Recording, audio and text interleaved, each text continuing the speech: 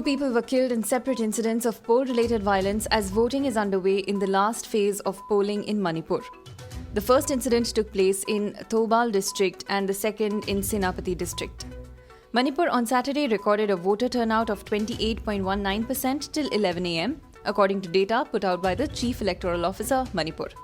The electoral fate of 92 candidates will be decided today, including 12 from the BJP, followed by Congress 18, National People's Party 11, Janata Dal United and Naga People's Front 10 each.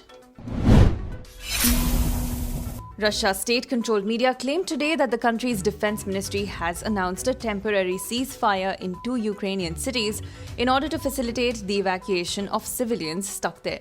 The temporary suspension of military activity is in the cities of Mariupol and Volnovakha. It was not immediately clear whether Ukraine had agreed to a ceasefire or been made aware of Russia's plans to announce one. The ceasefire will reportedly begin at 10 am Moscow time. As the war in Ukraine enters the 10th day, a CNN report says that Russia is now set to increase the pace of its attack on its neighbor.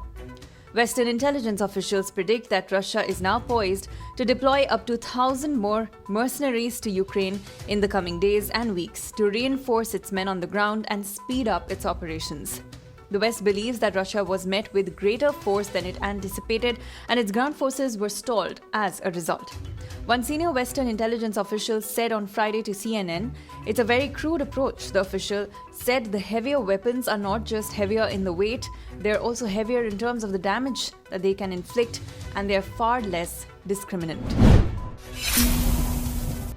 In a tweet this morning, the Indian Embassy in Ukraine had a message for students still stuck in Ukraine.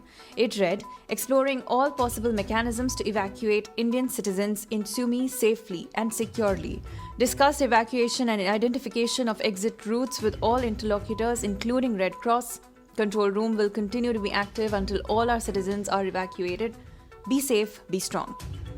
At least 1,000 Indians, 700 in Sumy and 300 in Kharkiv, are still stranded in conflict zones in eastern Ukraine, the government said on Friday, adding that arranging buses to evacuate them was proving to be the biggest challenge right now. The global terror financing watchdog FATF has retained Pakistan on its grey list, a label that it has been trying to shrug off since 2018, but failing. Islamabad was asked to address at the earliest the remaining deficiencies in its financial system. Pakistan has been on the grey list of the Paris-based FATF since June 2018 for failing to check money laundering, leading to terror financing. Pakistan was given a plan of action to complete it by October 2019, and it has failed to comply multiple times.